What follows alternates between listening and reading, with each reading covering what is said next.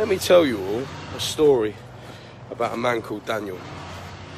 Now Daniel, he's a family man, an average man. He's got a basic job in a warehouse, moving one box from one place to another. He doesn't get paid much, maybe minimum wage. Daniel comes home one day and his partner has left him, took his kids. Daniel is in despair, doesn't know what to do. So Daniel does what most men do, and phones his now ex-partner. She then gets a non-molestation order against him to say that he's not allowed to contact her. Now Daniel, he's never had a non-molestation order before. He doesn't even know what one is. So Daniel then, he becomes desperate. He's missing his children. So he goes and knocks on her door, where she thinks that she is. Maybe she's at her mother's house, so she's knocking on the door. Turns out she is at her mother's house, but she doesn't want to come downstairs because she doesn't want to explain to Daniel in the correct way why she's left, or be adult about it and have a conversation with him. So Daniel then goes home, cries himself to sleep because he hasn't got his kids. Wakes up in the morning with a knock on his door. And when he opens it, it's a policeman. Daniel, yeah, that's me. Was you at this address last night? Yeah, I was, yeah, my missus has left me. I just wanted answers. I haven't seen my kids. I'm worried. Okay, you've broken a non-molestation order. You're under arrest. What? Daniel then gets taken to the police station. Daniel then gets released from the police station. Daniel then realises exactly what a non-molestation order is and how serious it is. Daniel then realises the only thing he can do is now take her to court. So Daniel does the next step and goes to see a solicitor. It costs around about £100 or £150 an hour for this solicitor. Daniel now is not only in despair and stressed about not seeing his children and when he's next going to see his children, but he's now stressed about how he's going to pay his bills for the next month because, he's got added expenses. So what does Daniel then do? Daniel goes to court. Now, she's now claimed domestic violence. Now, in a family court, you don't need proof. You don't need a police report. You don't even need a photograph evidence. You can claim domestic violence. And the reason why you claim domestic violence is because her solicitors would advise you to do it because you get legal aid. That's the only way you can get legal aid in a family court. So poor Daniel, on minimum wage, has to pay full whack for his barrister, for his solicitor, or even for the court fees, just to have a court date. And yet his ex gets everything paid for. Now, the first thing they bring up in court, Daniel's now a danger. Why is Daniel a danger? Because Daniel broke a non-molestation order, even though Daniel didn't know what a non-molestation order was. Next thing that was said is Daniel forgot his children's birthday. Daniel didn't send any birthday presents. Well, how could Daniel send birthday presents? Because there's a non-molestation against Daniel. What would you like Daniel to do? If he so much as walks in your direction, he's going to get arrested. So could you imagine what would happen if he sent things to your address? Daniel doesn't want to do that. So I haven't told you all what Daniel looks like.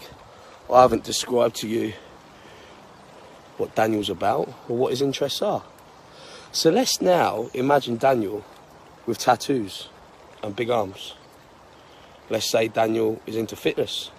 Straight away, it's going to be in court. Daniel said to take steroids. Let's say Daniel does take steroids, but he's never been a danger to children, never been arrested in his life, but straight away he's criticised for taking steroids. Let's say Daniel doesn't take steroids. He's got a physique. The barrister, her solicitor, is still going to accuse him of taking steroids. They're still going to accuse him of being a danger because he's bigger than the average man and he's got tattoos. And of course, your partner is going to be scared of you in arguments, Daniel, isn't she? Look at you, you're twice the size of her. No. Have you ever had arguments with her, Daniel? Well, yeah, of course. Every couple has arguments. Have you ever lost your temper, Daniel? Well, yeah, I've slammed my door and called her a bitch once, the kitchen door. Oh, you slammed doors, so you're into domestic violence? No, that's not domestic. I've never hit her. Do you know what domestic violence is, Daniel? It can be abuse as well. It can be shouting. Well, no, I've never done domestic violence. So you didn't shout, you didn't swear. So you're lying, Daniel. Well, no, so you're a liar and you do domestic violence, Daniel. And then poor Daniel is then what they call a sitting duck. Now, let's say Daniel isn't a bodybuilder. Let's say he's got a hobby. Let's say his hobby is fighting. legally fighting. You know, he's got a talent. He's a boxer. He's a pro boxer. Daniel, you know, he's got this this dream of becoming this career fighter. You know, well, again, now in the family courts, Daniel is yet again fucked, because now he's classed as a professional fighter. Now he's classed as dangerous. Now he definitely doesn't have a leg to stand on. And that, ladies and gentlemen, is a story of Daniel. And that is probably the basic outline that you could possibly get, a beginner's guide, if you will, to the family courts. It's not fair. They say that it's equal for men now, that men have just as much rights as women. No, they don't. And to be fair, you can blame the police all you want for, you know, coming to arrest a man that hasn't actually done anything wrong. But then you've got to look at it from all sides. The women are in control. When they ring the police up, you've got to think the police are used as pawns. You know, if a woman makes an allegation, let's say she makes an allegation against Daniel, he's come round and he knocked on the door. Well, you can bet your life that she's going to tell the police on the phone he was kicking the door and shouting abuse. Oh my God, he's going to break in.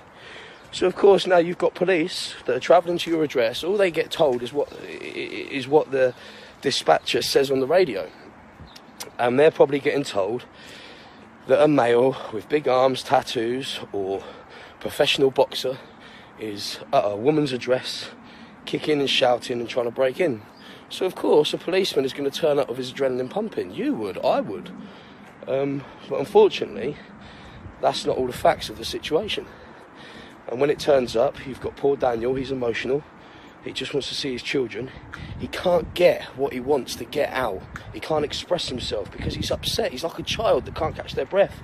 Any man would. He's a father, a loving father. And then, of course, when it all goes the wrong way, it goes against him in court again. I hope you can all learn from Daniel, and I hope women that watch this can, if they're about to go through this same procedure, can maybe see it from Daniel's point of view and see that there is a point to this story. Anyway, in the end, Marley, come on! In the end, Daniel won, and Daniel got to see his kids. But Daniel also had to sell everything he had. Daniel also went depressed. It also took a toll on Daniel's health. But you know what? They couldn't take from Daniel. They took his money. They took his health. In some cases, they could have took Daniel's house. But they never took his love for his kid. Now, even though Daniel was a fictional character, although he probably